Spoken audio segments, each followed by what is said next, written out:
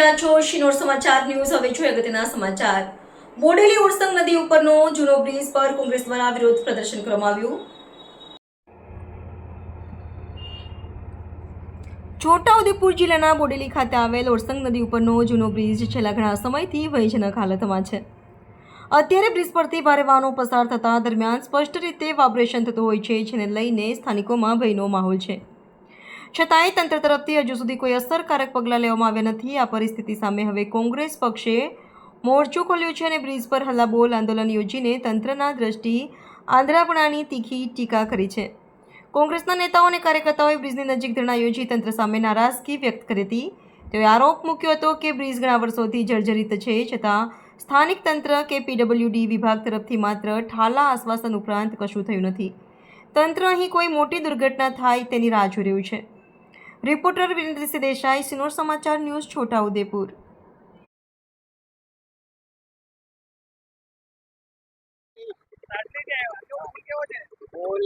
હાલત છે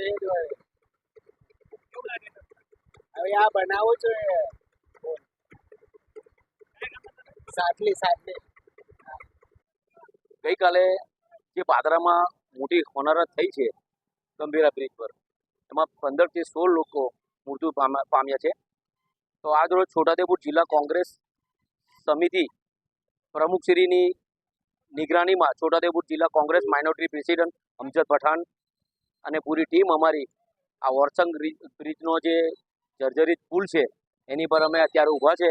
ત્યાં તમે દેખી રહ્યા છો કે કેટલા મોટા મોટા ખાડા પડેલા છે, અને ખાડા પડેલા છે તો સરકાર તંત્રને એવી ખબર પડી કે ભાઈ આ લોકો વિરોધ પ્રદર્શન કરે છે, તો એ લોકો અમારી આગળ આવીને ડામરનું પુરાણ ચાલુ કર્યું છે। ખાડા પૂરે છે ડામરથી।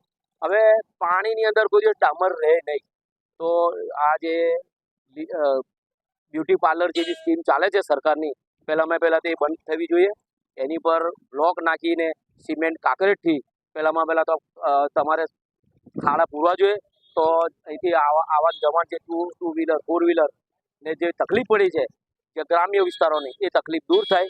આગામી અમે સરકારશ્રીને એવી રજૂઆત કરીએ છીએ કે જલ્દથી જલ્દ અહીં પહેલાં સમારકામ થાય, અને સમારકામ થયા પછી તાત્કાલિક નવીન બ્રિજની અમે માંગણી કરીએ છીએ।